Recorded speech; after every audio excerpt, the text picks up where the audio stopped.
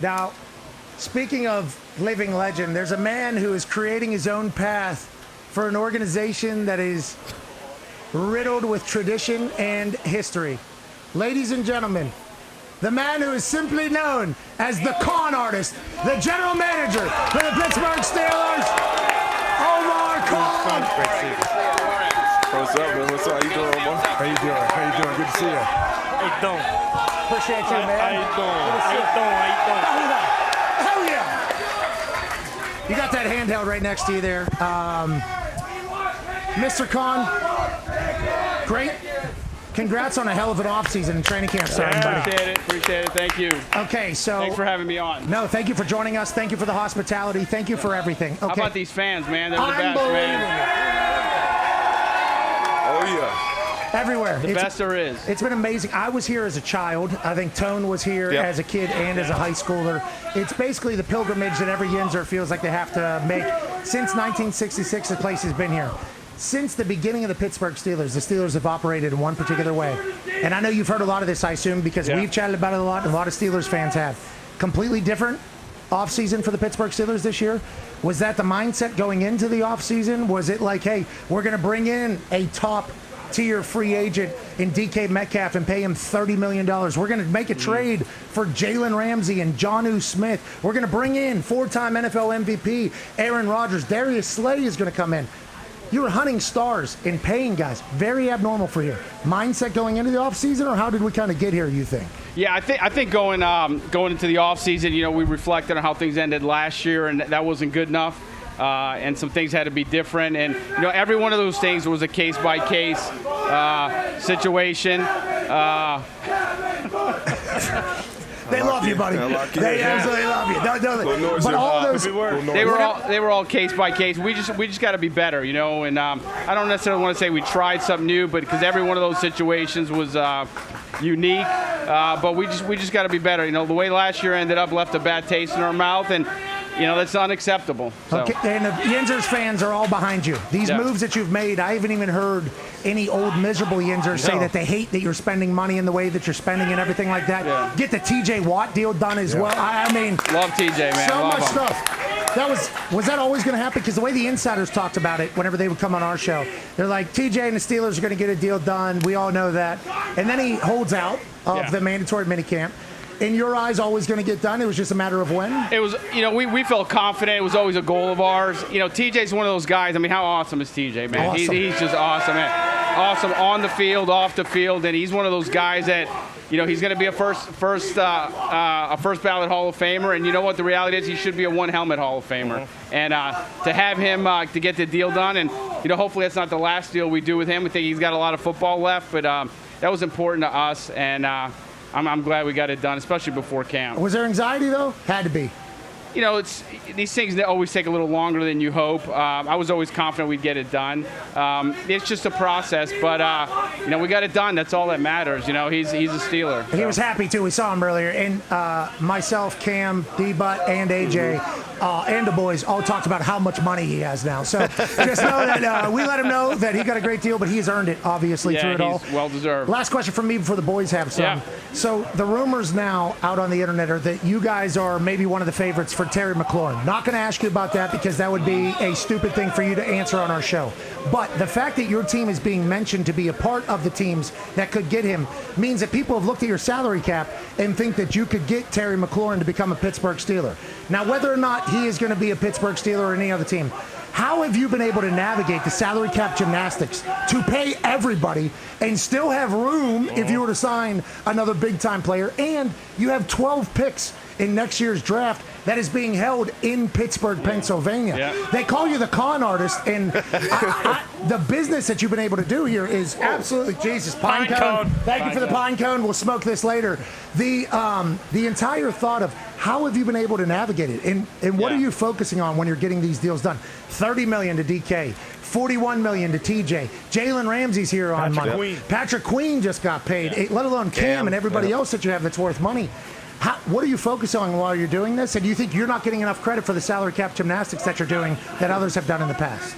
Yeah, well, with respect to the credit, until we win a Super Bowl, I don't really deserve any credit. But the reality is, we our goal is to win a Super Bowl this year, and every move we make is reflective of that. And we understand we can't sacrifice the future, but we won a Super Bowl this year, and the moves that we made and how we structured these contracts, it's with that goal in mind. Are you done? I mean, you never say you're done, but I really like the group that we have here, and we've done a lot this offseason, and we'll see if there's ever an opportunity to improve the team. We'll think about it and talk about it, but we feel good about the team, Pat. Yeah, but your phone works here. You're saying phone does work here, though. Always. It works in Latrobe. AJ has a question for you. What's it like when you first introduce the idea of, say, like, you sign these big time players, say DK Metcalf, Yeah. when you first float that idea to Coach Tomlin, how does that initially, come about, and then like the process of that? I would imagine he's a pretty fun guy to go through a process like that, trying to go after these big time stars. You talk about Coach T in the process. T, yeah. Oh, he's awesome. Him and I work great together, and I don't remember if we heard about it or we inquired how exactly it came about, but we like every big decision, Coach and I will get together with our owner, Art Rooney, and we'll talk about it, see if it makes sense. And that was one of those where, it worked out. And, we watched DK in action, and, to have the opportunity to have an impact player like that, it just made perfect sense for us. Whenever Mike Tomlin is recruiting Aaron Rodgers via text, are you telling him, hey, let's slip in there like, hey, we want to build a team too with the deals? Or was money something that was kind of figured out early in the entire process of potentially getting Aaron Rodgers?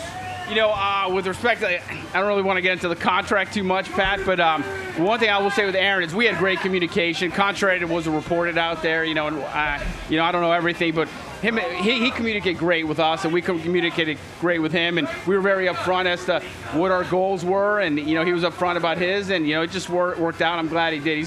He's been awesome. Just getting to know him has been great. $11 million in starting quarterback contracts the last 2 years. No big deal. That's Con Artist football, baby. Tone Diggs has a question for you. Can you kind of walk us through the Jalen and then the Jonnu and then Minka going to Miami? Because like that came out of nowhere. There was Jonnu rumors a couple weeks, months before that, and people just and then they went away, and then out of nowhere it was, hey, Jalen, and then Minka's going there too, and Jonnu's coming. Like it was weird how it all came out. How did that all come together? Sure. There was word out there about Jonnu being available. This is before the draft, and we inquired about it, and the conversation just sort of continued, and it was a few weeks process and a couple months, I guess, and it just kind of came together, and we just felt it made sense for us. The opportunity to get 2 Pro Bowl players, 2 impact, one on offense, one on defense, and it just made sense for us. So much money spent this offseason, a lot more than you probably could have predicted at one particular position. Go ahead, Con Man. Yeah, Con Artist, you kind of got to the key early with the DK Metcalf deal. It seemed after that, some of those other wide receiver deals exploded. With the TJ Watt one, it was kind of the opposite. Miles, Max. I think there was a couple other pass rushers. Yeah, there you go, Daniil. And now, of course, coming on the other end, here's Micah. Probably not Trey Hendrickson. Yeah. What did you think when you see those numbers, when you see those massive deals? $40 million. How much does that change everything for you? Was there any point where you're close to getting a deal done with TJ, and then boom, Miles or Max Crosby signs for $100 million guaranteed, and then your deal changes? Like, was that going on when all those other contracts were happening?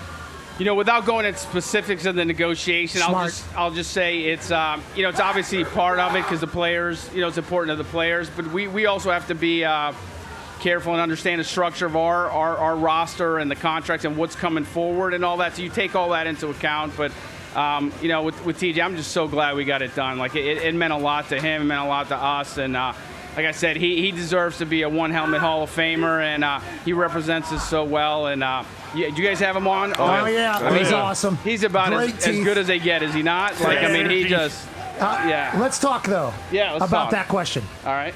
You see that Haslam has given out another gigantic deal at a position that you have to work. That certainly changes everything for you, right? Does it not? Whenever the market changes that big? I mean, it went from, 32 to 40? To 40, yeah. Like there was usually things climb, especially at that position. But it goes all the way up to 40 all of a sudden. And now you got Yinzers and Steelers fans. They all know immediately. That's TJ's okay, number. it's TJ now. How is this going to work? You get a deal done. But that does change it, right? Whenever the market changes? I mean, I'd be lying if I told you and didn't come into account and part of the conversation. I mean, it's natural. But, that's how this goes. And like I said, at the end of the day, the goal was to get TJ done, and we got him. You getting a text from somebody. Go ahead and check it. Go ahead and look. What happened? Haslam. What position? DN. The one. How big? Biggest of all time. All time. Any position. Anyone, you need to do it. So it's a beautiful thing. D-Bud has the last question for you. I know every GM is kind of different in their principles. Some people are just numbers guys, but how much do you think about when you sign a free agent or when you trade for somebody, how they're going to impact the guys already in that meeting room? Like signing to Jalen Ramsey and bringing out Darius Slay over with JPJ and they're developing. Muth, you bringing in Jonnu Smith. How much do you think about factor that in? Oh, it's a big part of it. We don't just throw a dart and hope to sign a guy. Like it's all a process to make sure they fit in. They're Steelers, right? Yep. I mean, you grew up here, Tone. You know what it's like to be a Steeler. Yep. Like it would take us 2 days to go over all the characteristics and how special and unique that is. But every one of those is a case by case, and we evaluate to make sure they're not gonna that it makes sense for us. And those guys all have. We're excited to have. I don't know if you guys got to know a lot of those guys or had them on. I don't know who you guys had on, but we had a great locker room of guys right now, and I'm excited. Like this, I'm excited about this season, and excited for the first padded practice today. Yeah. You remember those days, right? Oh, yeah. How awesome is that first day of padded practice, right? Yeah, Coaches are so It's jacked as up, exciting too, for yeah. all of us as it is for them. Everyone wants to So- see people get knocked out cold. Well, That's what also, they're then you guys for. want to see who you drafted, see if they're the real deal. And we've obviously seen it in shorts. It's a big day. Is it your birthday? No. I don't know where that, but I'm happy to take the happy birthday wishes to come on. I was about to have everybody sing you. I'm happy we checked. No, not me. Happy birthday, Omar. We missed a few. We missed a few. Thank you so much for stopping by. Thanks, You're very guys. busy. You're the man. Thank you for the hospitality. Come back and visit next year for sure. Love to have you guys. Hey, I have a question. Let's hear it. Aaron Rodgers on Tuesdays. How did the Pittsburgh Steelers organization feel about that particular? You know what? We have a PR director, Bert. I'll let you discuss that. We got our answer. Ladies and gentlemen, the general manager of the Pittsburgh Steelers, Omar Khan. Have a great day, man. Thank you. Yeah, thank you. Thank you, dude. Thanks, man. Appreciate it.